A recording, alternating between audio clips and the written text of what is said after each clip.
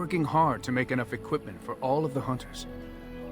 Our armaments will be superior to anything else you find on the battlefield. Truly, let me see. Yes, that is indeed ironbark, and a substantial quantity of it as well. Well done. An agreement is an agreement, and I will craft something from this wood for you. What would you like? A bow, or perhaps a breastplate? I must admit I'm surprised to witness such generosity from an outsider. You have my thanks, and the thanks of my clan for this gift. I will not allow your generosity to go without at least some reward. Come, I shall make something of the wood you bring. I've reformed the wood to my will. It is but a small token of our gratitude, but take it with my blessing. You have returned. Is there any chance you have news of Delilah? You have news? Have you found her? Are you certain? That is her scarf. Where did you find her? What's become of her?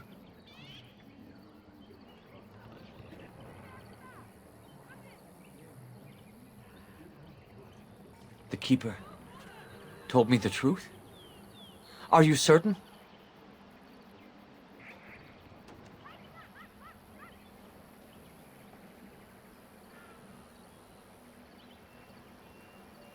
Oh, I see. At least she is at peace. Here is the amulet, as I promised. Now I should go and make arrangements. I must mourn my wife as is proper. Dareth Shira, fare you well. You were the Grey Warden who broke the curse! I demand to know what happened to the werewolves.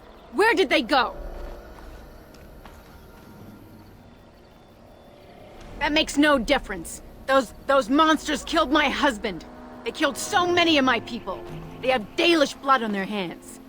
If they are human once more, that shall make it all the easier to take vengeance for their crimes. Tell me where they are! It destroyed him. Yes, perhaps you speak wisely. If they are gone and never return here, then perhaps it is better to let it simply end there. We will go back to the camp, then. Thank you for your words. Please accept this small token of my gratitude. It belonged to my husband, and I cannot carry it any longer. I was just thinking about what happened to the elves, and I'm reminded of a song sung to me many years ago. It was when my mother died, and this wise elven woman comforted me and told me that we shouldn't fear death or hate it. Death is just another beginning. One day, we must all shed our earthly bodies to allow our spirits to fly free. It's a beautiful sentiment, I think. One that brings peace and hope to the grieving.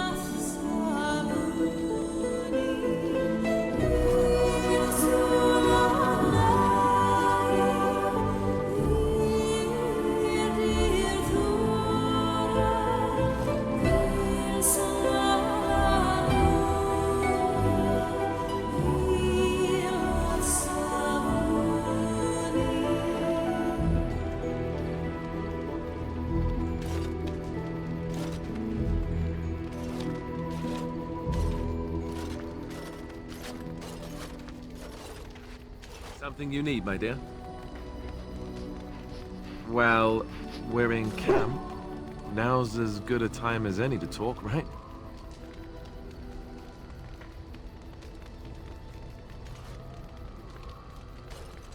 Aha! I see talking isn't quite what you had in mind. Got it.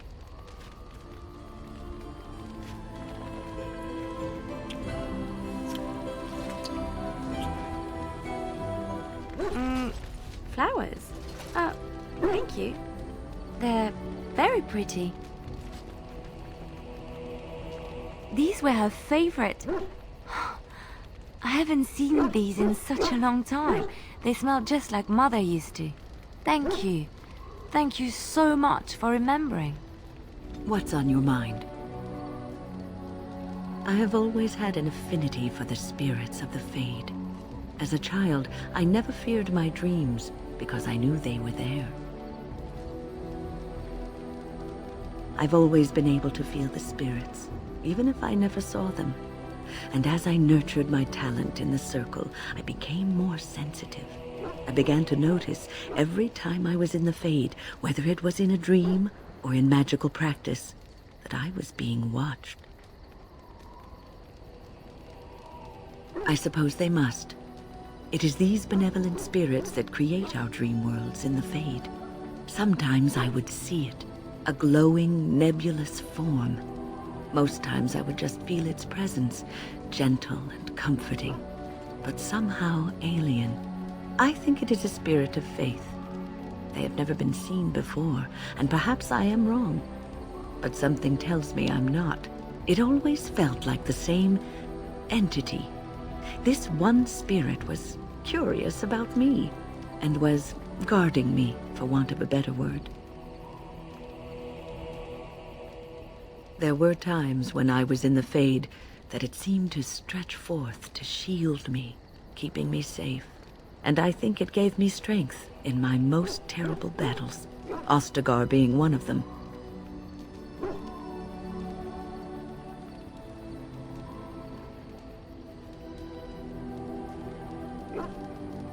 I don't know why I was chosen. Perhaps it knew that there was something more that lay in store for me.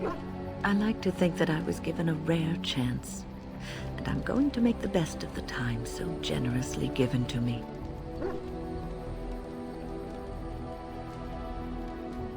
I will not lie motionless in a bed with coverlets up to my chin, waiting for death to claim me.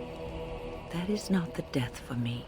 And so I will fight alongside the Grey Warden, and help prepare her for the task that is yet before her.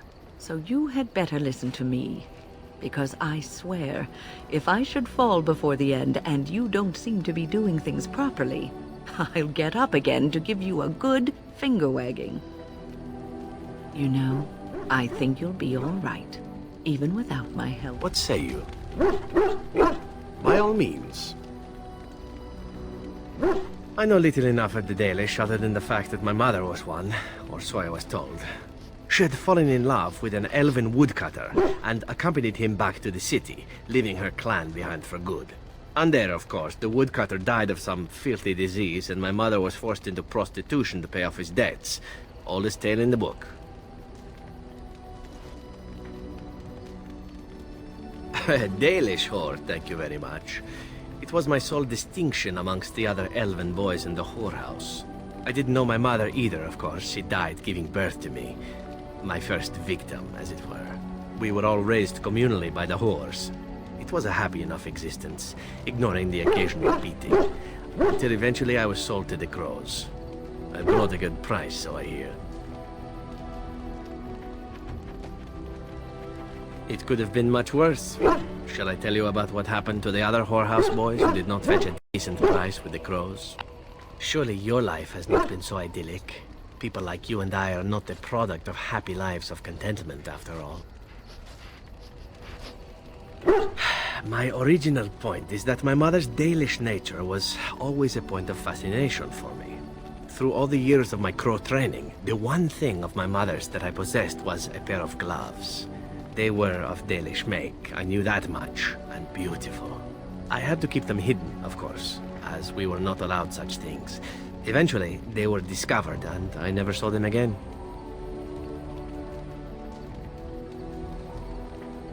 I don't feel anything about them.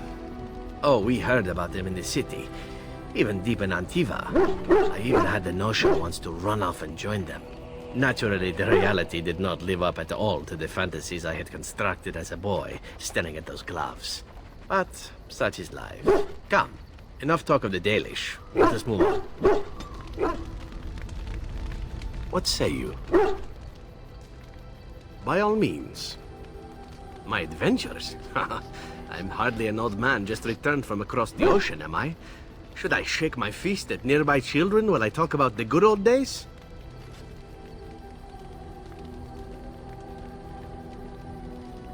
Falling down a flight of stairs is an adventure. Falling into someone's bed, also an adventure. I am assuming what you're looking for are professional anecdotes. Let's see, my second mission ever for the Crows was a bit intriguing.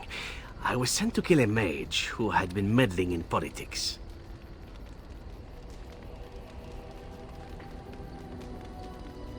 How should I know? I got the impression it involved sex, but then I get that impression about most everything. Odd, really. As it turned out, the mage in question was quite a delightful young woman. Long, divine legs, as I recall. I caught her in a carriage on her way to escape to the provinces.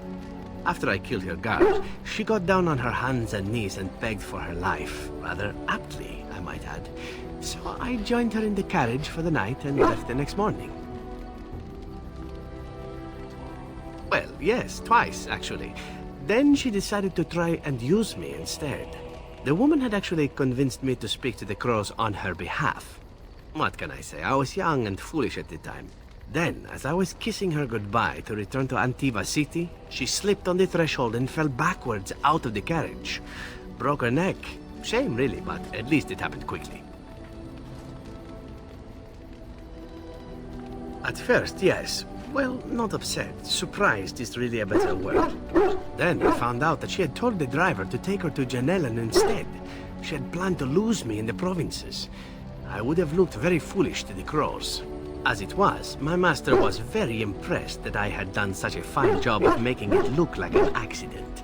The Circle of Magi was unaware of foul play, and everyone was happier all around. I got stupid, in fact, and very lucky. It was after that when I learned that one needn't let a pretty face go to your head. Professionalism was key. That's my moral of the day, you see. And one that not everyone learns, I'm sad to say.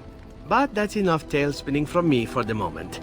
Talking about the mage has made me a bit nostalgic, I'm afraid.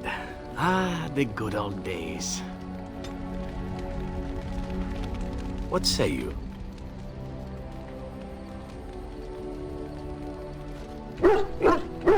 Not everyone, but a beautiful woman like yourself. Why not? I'm sure you draw many stares from men and even other women. Does this bother you? But you would prefer I desisted, perhaps. It would be difficult traveling as we do in close proximity, but I am nothing if not a gentleman. Then I shall keep that in mind, and perhaps even redouble my efforts. There was a young elven dancer in Antiva City once, and I believe I actually managed to stare off all 7 of her skirts. It's a trick worth retrying. Now that that is out of the way, perhaps we should move on. With you in front, of course.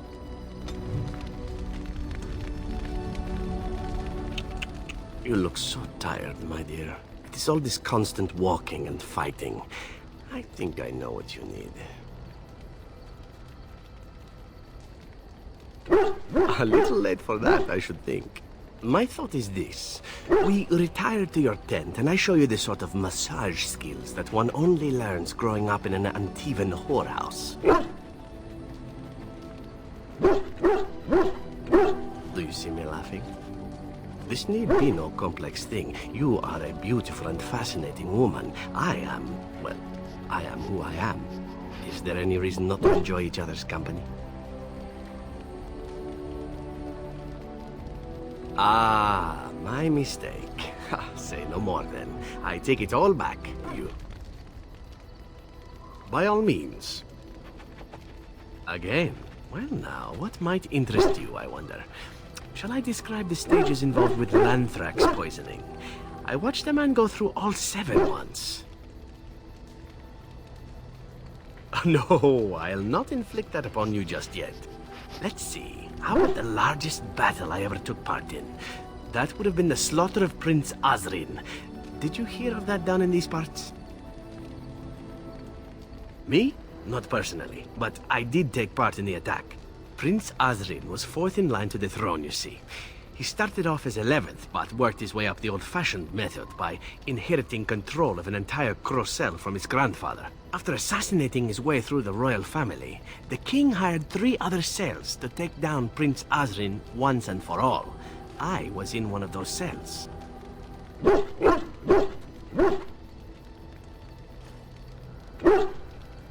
Antivan royalty is very much bound up in the Crows. You wouldn't want it run by a bunch of commoners, after all, would you?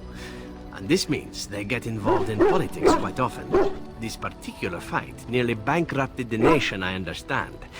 It almost ended up putting a Crow on the throne, a commoner. But that's a whole different story. I played a very small part. My part in the entire battle was taken up trying to reach Princess Verina, who had thrown in with her brother. I killed about 11 of her guards personally before I got knocked out of a window. I landed in the river and nearly drowned. I was fished out by some urchins who robbed me blind. Made off with my boots, too. At least they didn't cut my throat. And that was my part in history. Haha, it's true. I live a charmed life. One of the prostitutes that raised me was a fortune teller. Said I wouldn't die young. She was rather startled by that. But there you go. Tale told. Let's be off before I tell more embarrassing stories, huh? What say you? By all means. Well, the only one that's really worth telling is the story of the mission right before I came to Ferelden. But no, I would rather not. I shouldn't have said anything. Thank you. Perhaps another day, huh?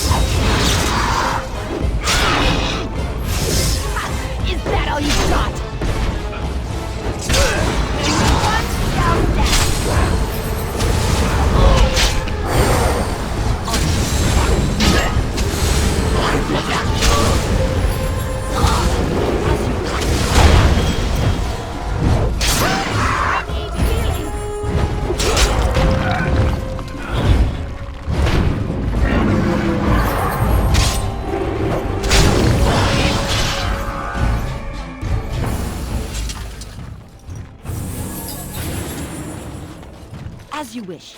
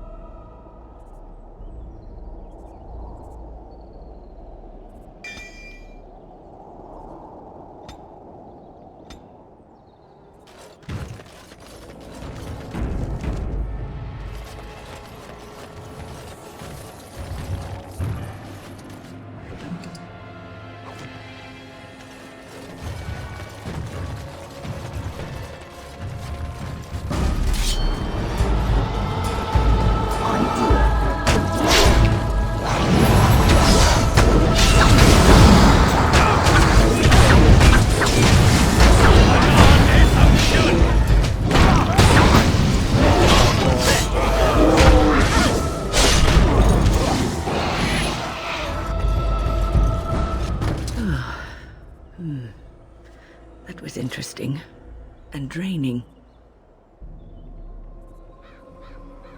I called forth the spirit that sustains me so that it could lend us aid. I did not realize it would take this much out of me. It seemed a good idea at the time, if a little rash. I think it may have weakened the spirit a little. Well, that's certainly conceivable. I suppose I shouldn't be using that particular trick to entertain children at parties.